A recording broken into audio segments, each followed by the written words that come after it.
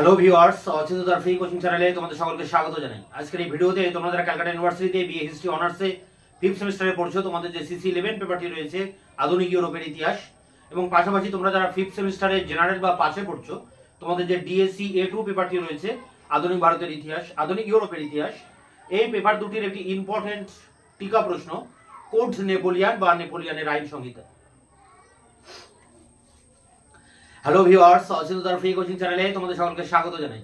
আজকের এই ভিডিওতে তোমরা যারা ক্যালকাটা ইউনিভার্সিটিতে বিএ হিস্ট্রি অনার্সে 5th সেমিস্টারে পড়ছো, তোমাদের যে সিসি 11 পেপারটি রয়েছে, পাশাপাশি তোমরা যারা 5th সেমিস্টার জেনারেল বা পাশে পড়ছো, তোমাদের যে ডিএসসি A2 পেপারটি রয়েছে আধুনিক ইউরোপের ইতিহাস, এই পেপারটির একটি ইম্পর্টেন্ট প্রশ্ন, কোড নেপোলিয়ান বা নেপোলিয়ানের আইন সংহিতা। এ সম্পর্কে বিস্তারিত আলোচনা করব। আলোচনা শেষে এর উত্তর তোমাদের সামনে তুলে ধরবো।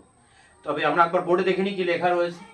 দেখো, CUBA history honours 5th sem CC 11 এবং হিস্ট্রি জেনারেলের জন্য 5th সেম ডিএসসি A2। প্রশ্ন হচ্ছে কোড নেপোলিয়ান বা আইন সংহিতা। তাই এর মধ্যে লুকিয়ে আছে এর মানে। দেখো, নেপোলিয়ানের কোড, কোড মানে আইন বা আইনের ধারাকে কোড বলে। তাহলে নেপোলিয়ান কিছু আইন পাশ করিয়েছিলেন যাকে আমরা কোড নেপোলিয়ান বলছি, বা আইনের সংহিতা। অনেকগুলো আইনের একটা সম্মিলিত রূপ, তাকে বলছে আইনের সংহিতা, বা অনেক আইনের মধ্যে যে সমন্বয় সাধন করা হয় সেগুলোকে বলা হচ্ছে আইন সংহিতা। এখন নেপোলিয়ান ক্ষমতায় আসার পর, ফ্রান্সের সম্রাট হওয়ার পর, তিনি একাধিক সংস্কার করেন। প্রশাসনিক সংস্কার, শাসন সংস্কার, ধর্ম সংস্কার, শিক্ষা সংস্কার, অর্থনৈতিক সংস্কার। শিক্ষা সংস্কারের ক্ষেত্রে গুরুত্বপূর্ণ অবদান ছিল ইউনিভার্সিটি অফ ফ্রান্স তৈরি করা। অর্থনৈতিক সংস্কারের ক্ষেত্রে গুরুত্বপূর্ণ অবদান ছিল ব্যাংক অফ ফ্রান্স তৈরি করা। প্রশাসনিক ক্ষেত্রে ফ্রান্সকে তিনি 83টি ডিপার্টমেন্ট বা প্রদেশে ভাগ করেন। প্রত্যেকটা প্রদেশগুলোকে আবার ক্যান্টনমেন্টে ভাগ করেন, সেগুলোকে প্রিফেক্টে ভাগ করেন। এরকম একাধিক সংস্কার তিনি করেছিলেন, কিন্তু সব থেকে গুরুত্বপূর্ণ সংস্কার যেটা করেন সেটা হচ্ছে আইন সংস্কার। তার এই আইন সংস্কারটা এতটাই মজবুত ছিল যে তার যিনি এক প্রকার জীবনী লিখেছেন, সে David Thomson, Europe since Napoleon যে গ্রন্থ লিখেছিলেন, সেই গ্রন্থে তিনি বলছেন যে নেপোলিয়ানের এই আইন সংস্কার শক্ত গ্রানাইট পাথরের উপরে লেখা রয়েছে, যা কোনোদিন ধ্বংস বা নষ্ট হবে না। তা যাই হোক, নেপোলিয়ানের উল্লেখযোগ্য অবদান ছিল এই আইন সংস্কার। কেন আইন সংস্কার করলে তার একটা কারণ আছে। তিনি নেপোলিয়ান দেখেন যে ফ্রান্সে বিপ্লবের আগে যেসব আইনগুলো ছিল বুর্ব রাজবংশের আমলে, সে আইন প্রচলিত আছে। বিভিন্ন প্রদেশে আলাদা আলাদা আইন রয়েছে, গির্জাগুলোতে এবার আলাদা আলাদা আইন রয়েছে, এছাড়া রোমান আইন আছে। তো অনেক ধরনের আইন এবং অনেক বিষয়ের উপরে অনেক ধরনের আইন ফ্রান্সে প্রচলিত। ফলে কোনো সামঞ্জস্য নেই, এক আইনের সাথে আরেক আইনের মধ্যে কোনো সামঞ্জস্য নেই। এদিকে ফরাসি বিপ্লবের পর নতুন করে কিছু আইন প্রবর্তন করার প্রয়োজন হয়েছে, কিন্তু সেই আইনগুলো আবার প্রচলিত আইনের বিপরীতে। ফলে নেপোলিয়ান উপলব্ধি করলেন যে আইনের একটা সমন্বয় সাধন করতে হবে, সারা দেশে একই রকমের আইন প্রচলন করতে হবে। এই কারণে তিনি ল্যাটিন আইনের, রোমান আইনের ভালো ভালো দিকগুলোকে নিয়ে একটা আইনের সংকলন করেন, এবং এ ব্যাপারে আইনগুলো সংকলন করার জন্য তিনি একটা কমিটি তৈরি করেন, আইন কমিটি। এবং সেই কমিটিতে দেশের সেরা সেরা আইনজ্ঞদের নিয়ে সেই কমিটিটা তৈরি করেন। বিশেষ করে ট্রেনসেট বলে একজন আইনজ্ঞ, তিনি প্রধান নেতৃত্ব দেন এই আইন কমিটির। এবং এই আইন কমিটির অনেক বৈঠক হয়, প্রায় 84টি সম্মেলন হয়, যার মধ্যে 36টি সম্মেলনে নেপোলিয়ান স্বয়ং উপস্থিত ছিলেন।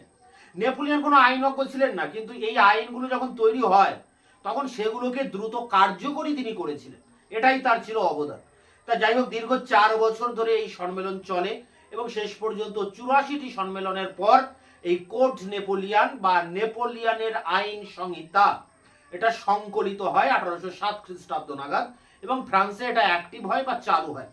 এখন এই আইনে প্রায় 2287টি আইন রয়েছে, মতান্তরে বলা হচ্ছে 2281টি আইন। তা যাই হোক, 2280টির বেশি যে আইন রয়েছে এটা পরিষ্কার। এবং এই আইনের ভিতরে 3টে ভাগ রয়েছে, একটা দেওয়ানি, একটা ফৌজদারি, আর একটি হচ্ছে বাণিজ্যিক আইন। এবং এই আইনগুলো 3 ধরনের, এই আইনের ভিতর দিয়ে 2287টি ধারার ভিতর দিয়ে ফ্রান্সে প্রচলিত বিভিন্ন ধরনের আইনের মধ্যে একটা সমন্বয় সাধন করা হয়, একটা ঐক্য স্থাপন করা হয়, এবং আইনের ক্ষেত্রে একটা সহজ সরল সমীকরণ নিয়ে আসা হয়। এখন এই আইনগুলোতে কি রয়েছে, কি বলা হয়েছে এই আইন সংহিতায়, সেটি কিন্তু গুরুত্বপূর্ণ। যেমন এখানে আইনে কয়েকটা দিক আমি জাস্ট বলছি, অনেকগুলো আইন, এতগুলো আইনের ধারা তো বলা সম্ভব নয়, বিশেষ কয়েকটি দিক বলছি। যেমন সকলের সমান অধিকার প্রতিষ্ঠিত হচ্ছে এই আইনের ভিতর দিয়ে, সমাজের সাম্য প্রতিষ্ঠিত হচ্ছে, সবাই সমান, সকলে যোগ্যতার ভিত্তিতে সরকারি চাকরিতে নিয়োগ পাবেন বলে ঘোষণা করা হচ্ছে, সামন্ততন্ত্রের বিলুপ্তি ঘোষণা করা হচ্ছে এবং সেই জমি কৃষকদের মধ্যে বন্টন করা হচ্ছে এই আইনের ভিতর দিয়ে, বেগার খাটা ভূমিদাস প্রথা এগুলোকে উচ্ছেদ করা হচ্ছে, গির্জার সম্পত্তি বিপ্লবের সময় যেগুলো বাজেয়াপ্ত করা হয় এবং বিভিন্ন মানুষ এই সম্পত্তি কিনে নিয়েছিলেন তাকে বৈধতা দেওয়া হয়। পারিবারিক ক্ষেত্রে বিপ্লবের ফলে কি হয়, ফ্রান্সে পারিবারিক ক্ষেত্রে শিথিলতা চলে আসে। এই পারিবারিক বন্ধনকে শক্তিশালী করার জন্য কোড নেপোলিয়ানে বলা হয় যে পরিবারে পুত্র এবং স্ত্রীর উপর স্বামীর বা পুরুষের যে কর্তৃত্ব আধিপত্য সেটা নিরঙ্কুশভাবে প্রতিষ্ঠিত হবে, একচ্ছত্র আধিপত্য প্রতিষ্ঠিত হবে সমাজের পরিবারের প্রধানের স্বামীর উপরে বা মানে স্বামী স্ত্রীর উপরে তার প্রভুত্ব স্থাপন করবেন এবং পুত্রদের পরেও কিন্তু সেই আধিপত্য স্থাপিত হবে। এছাড়া বিচারের ক্ষেত্রে জুরি প্রথা চালু হয়, বিচার ক্ষেত্রে যারা রাজনৈতিক অপরাধী তাদেরকে স্বতন্ত্রভাবে বিচারের ব্যবস্থা করা হয়। ফ্রান্সের একাধিক জায়গায় যেসব আইন ছিল সেই সব আইনগুলোকে সংকলিত করে রোমান আইন এবং প্রাকৃতিক আইনের উপর বেস করে এই সব একাধিক সংস্কার সাধন করা হয় এবং এর ফলে কি হয়, এই আইন এতটাই মজবুত হয় যে ফ্রান্সে তো বটেই, ফ্রান্সের সীমানা ছাড়িয়ে বেলজিয়াম, লুক্সেমবার্গের মতো দেশগুলিতেও পরবর্তীকালে এই আইন সংহিতা গ্রহণ করা হয় এবং এই সব আইন এখনো এই সব দেশগুলিতে বলবৎ আছে।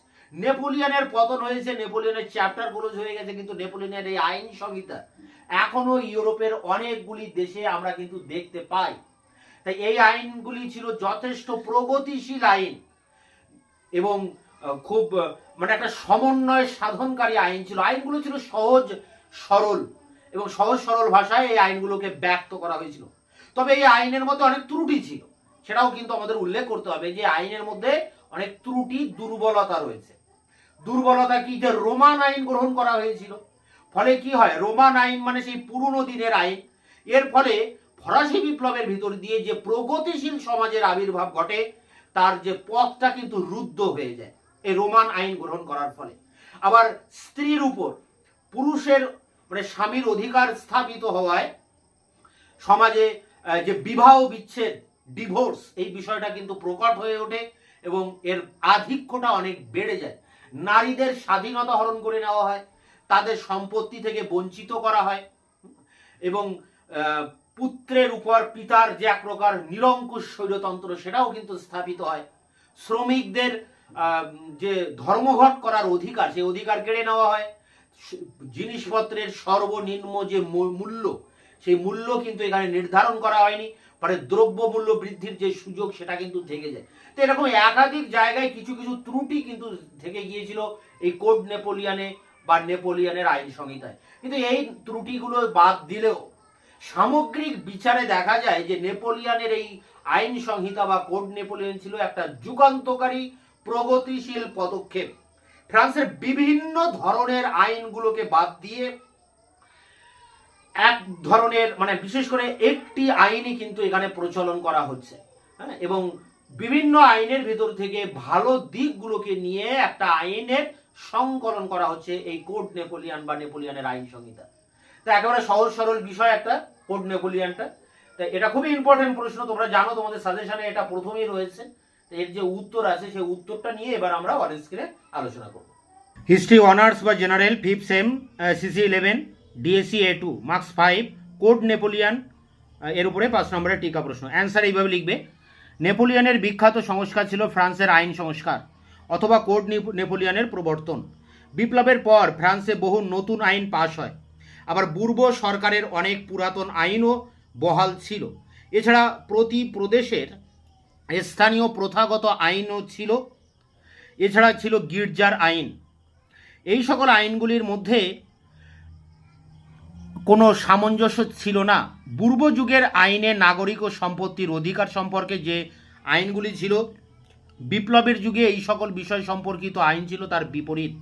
এই অবস্থায় বিচারক ও সরকারি কর্মচারীরা কোন আইন মেনে চলবে তা নিয়ে সমস্যা দেখা দিত। নেপোলিয়ন স্থির করেন যে বিপ্লবের অন্যতম মূল আদর্শ সামাজিক সাম্য বা সোশ্যাল ইকুয়ালিটিকে স্বীকার করে ফ্রান্সের নতুন সমাজ গঠনের জন্য আইনগুলিকে সংকলন ও পরিমার্জনা করা দরকার। এই উদ্দেশ্যে তিনি আইনজ্ঞ ব্যক্তিদের নিয়ে একটি কমিটি গঠন করেন। এই কমিটির বিশিষ্ট সদস্য ছিলেন ট্রানসেট নামে আইনবিদ। নেপোলিয়ন এই কমিটির 36টি সভায় যোগ দিয়ে আইনবিধি সম্পর্কে আলোচনায় অংশ নেন। ডেভিড টমসনের মতে নেপোলিয়নের কাউন্সিল অফ স্টেট এই আইনবিধি রক্ষায় প্রত্যক্ষ ভূমিকা নেয়।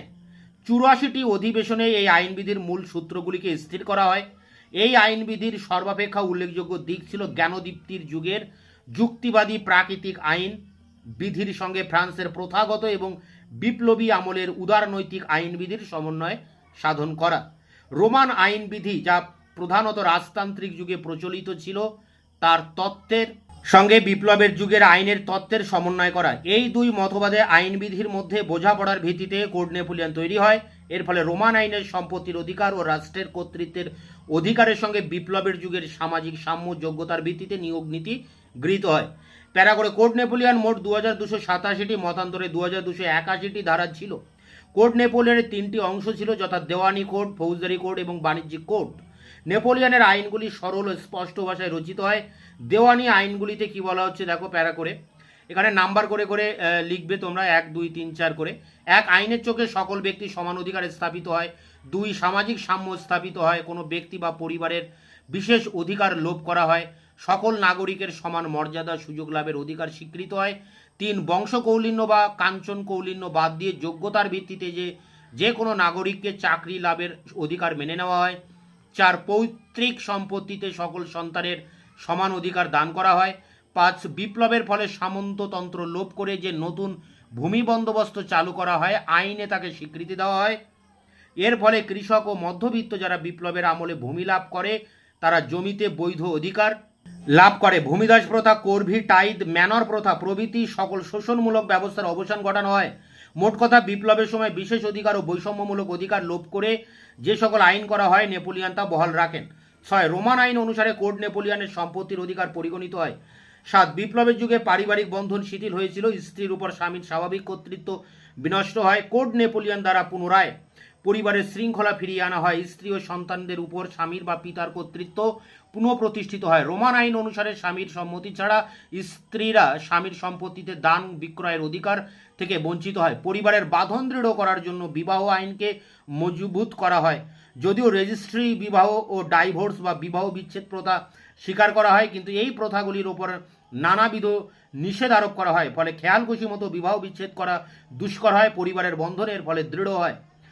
8, দেখো, সন্তানদের ভরণ পোষণ পিতার বৈধ দায়িত্ব বলে ঘোষিত হয়। 9, গির্জার বাজেয়াপ্ত করা সম্পত্তি বিপ্লবের আমলে যারা কিনে নেয়, কোড নেপোলিয়নের তাদের অধিকারকে বৈধতা দেওয়া হয়। 10, বিচার ব্যবস্থার সংগঠন করে জুরি প্রথা চালু করা হয়। 11, রাজনৈতিক অপরাধীদের সাধারণ অপরাধী অপেক্ষা স্বতন্ত্র মর্যাদা দেওয়া হয়। 12, পৈতৃক সম্পত্তিতে সকল বৈধ সন্তানের সমান অধিকার দেওয়া হয়। 13, ফৌজদারি আইনবিধি যুক্তিবাদ ও প্রাকৃতিক আইনের আলোকে রচনা করা হয়। অপরাধীর প্রতি বর্বর শাস্তির প্রথা লোপ করা হয়। আইনের সূক্ষ্ম বিচারে অপরাধী প্রমাণিত হলে তবে শাস্তি দিতে বলা হয়। ফৌজদারি আইনের সাহায্যে আইন শৃঙ্খলা রক্ষার ব্যবস্থা করা হয়। এবং শেষে দেখো 14, প্রাকৃতিক আইন, ন্যাচারাল ল এবং রোমান আইন সমন্বয় করে কোড নেপোলিয়ন ফ্রান্সের সীমানা ছাড়িয়ে ইউরোপে স্বীকৃতি পায়। বেলজিয়াম ও লাক্সেমবার্গে এই আইন এখনও প্রচলিত আছে। এবং শেষ প্যারা দেখো, এখানে ত্রুটির উপরে, নেপোলিয়নের কোড বা আইনবিধি ত্রুটিহীন ছিল না। তিনি এই আইনবিধির দ্বারা পুরাতনতন্ত্রের যুগের রোমান আইন চালু করায় সমাজে স্থিতি আসে, কিন্তু এর ফলে প্রগতিশীল পরিবর্তনের পথ রুদ্ধ হয়। নেপোলিয়নের কর্তৃত্ব দৃঢ় হলেও বিপ্লবের স্রোত রুদ্ধ হয়। দ্বিতীয়ত, বিপ্লব ফ্রান্সের নারী সমাজের কাছে বন্ধন মুক্তি ও সমান অধিকার লাভের যে আশ্বাস আনে, কোড নেপোলিয়ন দ্বারা তা বিনষ্ট হয়। নারীদের পুনরায় গৃহ কোণে স্বামীর অধীনে জীবন কাটাতে বাধ্য করা হয়। নারীদের সম্পত্তির অধিকারও সংকুচিত করা হয়। ফলে স্ত্রী ও সন্তানদের ব্যক্তি স্বাধীনতা খর্ব হয়। তো এই ছিল নেপোলিয়নের আইন সংহিতা বা কোড নেপোলিয়নের উপরে 5 নম্বরের টিকা প্রশ্নের উত্তর। তোমরা এটি সংগ্রহ করে পরীক্ষার জন্য প্রস্তুতি নাও, এটি ইম্পর্টেন্ট একটি প্রশ্ন। দেখা হচ্ছে তোমাদের সাজেশন অনুযায়ী কোনো নতুন কোনো প্রশ্নের ভিডিও ক্লাসে। ততক্ষণে তোমরা চ্যানেলকে সাবস্ক্রাইব করে রাখবে, বন্ধুদের কাছে শেয়ার করবে, নিজেদের মতামত জানাবে কমেন্ট সেকশনে। ভিডিওটি ভালো লাগলে অবশ্যই একটা লাইক দেবে।